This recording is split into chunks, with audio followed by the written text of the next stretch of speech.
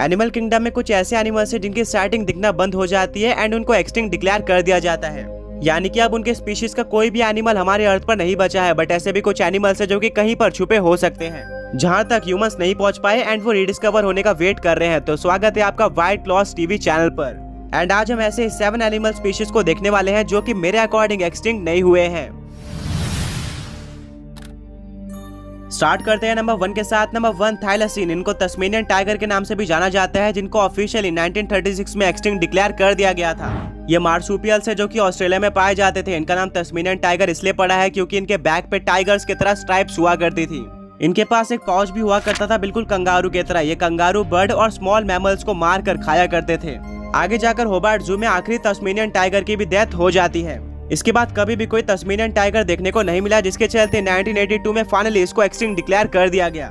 इनके खत्म होने के काफी सारे रीजन हो सकते हैं, जैसे कि हैबिटेट डिस्ट्रक्शन, हंटिंग और वाइल्ड डॉग के साथ कंपटीशन। इनके एक्सटिंक्ट डिक्लेयर होने के बाद भी काफी सारे अनकंफर्म रिपोर्ट्स आते हैं तस्मेनियन टाइगर को देखे जाने के। ऑस्ट्रेलिया के फार्मर्स, हंटर्स और पार्क रेंजर्स से लगातार ऐसी इन्फॉर्मेशन आती है कि उन्होंने तस्मेनियन टाइगर जैसे दिखने वाले एनिमल को देखा है, जिनके बैक पे काफी सारे स्ट्राइप्स थे। तस्मेनियन टाइगर शाय एनिमल्स थे जो कि सिर्फ और सिर्फ रात में निकला करते थे और शिकार करते थे जिस जगह पर ये रहते हैं। वो एक डेंस फॉरेस्ट है जहाँ पर बहुत सारे पेड़ है और यहाँ पर ह्यूमन पॉपुलेशन बहुत ही ज्यादा कम है, जिसके चलते जल्दी इनको इंसान नहीं देख पाते। अभी भी काफी सारे एक्सपेडिशन चल रहे हैं जो कि तस्मेनियन टाइगर को ढूंढना चाहते हैं। यही सारे पॉइंट्स को देखते हुए अभी भी एक पॉसिबिलिटी है कि तस्मेनियन टाइगर जिंदा हो सकते हैं और एक्सटिंक्ट नहीं हुए हैं।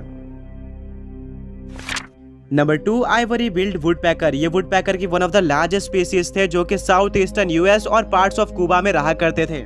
आगे जाकर इनकी पॉपुलेशन धीरे धीरे कम होती जाती है, जिसका रीजन हैबिटेट डिस्ट्रक्शन और हंटिंग बताया जाता है। आगे जाकर लेट 1980s में आखिरी आइवरी बिल्ड वुडपैकर को देखा जाता है क्यूबा में, जिसके बाद ये दिखना बंद हो गए थे और फाइनली इनको एक्सटिंक्ट घोषित कर दिया जाता है। बट मेरे अकॉर्डिंग ये अभी भी अलाइव हो सकते हैं। अभी भी काफी सारे लोग ये क्लेम करते हैं कि उन्होंने यूएस के अंदर एक आइवरी बिल्ड वुडपैकर को देखा है। एंड ये कोई नॉर्मल लोग नहीं है, बल्कि ऑर्थिनोलॉजिस्ट और एक्सपीरियंस्ड बर्ड वॉचर्स हैं। इनमें से कुछ रिपोर्ट्स इनके आइकॉनिक फीचर को भी डिस्क्राइब करते हैं, जैसे कि बड़े size, black and white back और इनके आइकॉनिक आवाज को, जिससे इनके जेन्युइन होने के चांसेस बनते हैं। ये डेंस और स्वैम्पी फॉरेस्ट में रहना पसंद करते थे, जहाँ पर ह्यूमंस का जाना मुश्किल है, और हो सकता है कि आज भी वहाँ पर आइवरी बिल्ड वुडपैकर्स प्रेजेंट हो। बिल्कुल थाइलसीन की तरह ये भी शाय एनिमल्स है जो कि इंसानों से दूर रहना ही पसंद करते हैं। इनसे काफी सिमिलर बर्ड स्पीशीज भी यूएस में रहती है, जिसका नाम है पाइलिएटेड वुडपैकर। इनका साइज और अपीयरेंस बहुत ज्यादा सिमिलर है, जिसके चलते लोग गलती कर देते हैं इनको पहचानने में।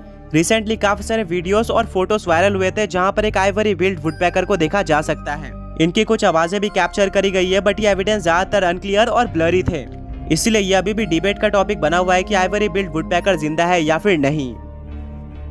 Number 3 megalodon. ये एक प्री हिस्टोरिक शार्क है जिनका साइज बहुत ज्यादा बड़ा हुआ करता था। ये मॉडर्न ह्यूमंस के एंसेस्टर यानी कि ऑस्ट्रेलोपिथेकस के साथ मायोसीन और प्लियोसीन पीरियड में एग्जिस्ट किया करते थे। इनके डाइट में बड़े फिश, डॉल्फिन, सील्स और यहाँ तक कि वेल्स भी शामिल थे। बट आगे जाकर क्लाइमेट चेंज, कंपटीशन और शिकार की कमी के चलते ये धीरे धीरे कम होते गए और फाइनली एक्सटिंक्ट हो गए। मेगालोडॉन 3.6 मिलियन साल पहले एक्सटिंक्ट हो गए थे एंड अभी तक इनकी कोई भी साइटिंग नहीं देखी गई है। काफी लोग दावा करते हैं कि उन्होंने एक मेगालोडॉन को देखा है, बट उनके पास कोई भी कंफर्म एविडेंस नहीं है। इनका अभी तक जिंदा होना बहुत ज्यादा मुश्किल हो सकता है, पर एक रीजन जिसके चलते मुझे लगता है कि अभी भी मेगालोडॉन जिंदा हो सकते हैं वो ये है कि हमने अभी तक ओशन को पूरी तरह से एक्सप्लोर नहीं किया है। इनफैक्ट इंसान समुद्र के बारे में सिर्फ और सिर्फ 20% जानते हैं और 80% समुद्र अभी भी अनएक्सप्लोर्ड है। कंपैरिजन के लिए हम अपने ओशन से ज्यादा स्पेस के बारे में जानते हैं, तो इसके काफी ज्यादा पॉसिबिलिटी है कि अभी भी नए क्रीचर्स या फिर एक्सटिंक्ट एनिमल जैसे कि मेगालोडॉन समुद्र में जिंदा हो। Number 4 passenger pigeon.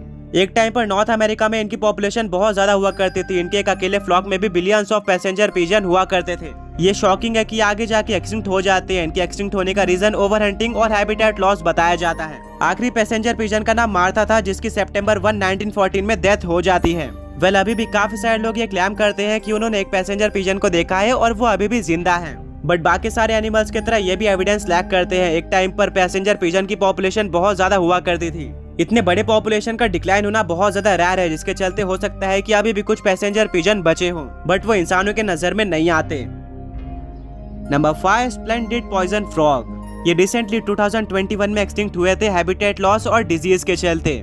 ये मेडागास्कर में पाए जाते थे। इनके नाम के तरह इनके अंदर पॉइजन हुआ करता था, जिसका यूज करके ये शिकार किया करते थे। इनका कलर भी काफी ब्राइट था, जो कि हिंट देता था कि ये पॉइजनस है और इसी के चलते शिकारी इनसे दूर रहा करते थे। बट आगे जाकर इनके पॉपुलेशन में भारी कमी आती है और ये एक्सटिंक्ट हो जाते हैं। बट मेरे अकॉर्डिंग ये अभी भी जिंदा हो सकते हैं, क्योंकि इनको एक्सटिंक्ट डिक्लेयर करने के पीछे ज्यादा डेटा नहीं था, इनको अच्छे से सर्वे नहीं किया गया था।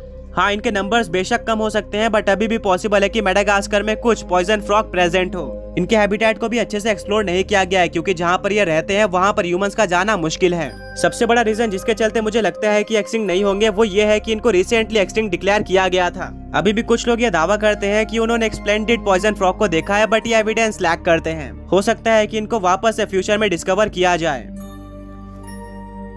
नंबर 6, बाइजी या फिर चाइनीज रिवर डॉल्फिन। ये एक छोटी डॉल्फिन थी जो कि एशिया के सबसे बड़े रिवर यानी कि यांगटे रिवर में रहा करते थे। 2007 में काफी कम बाइजी बचते हैं, जिसके चलते इनको फंक्शनली एक्सटिंक्ट घोषित कर दिया जाता है।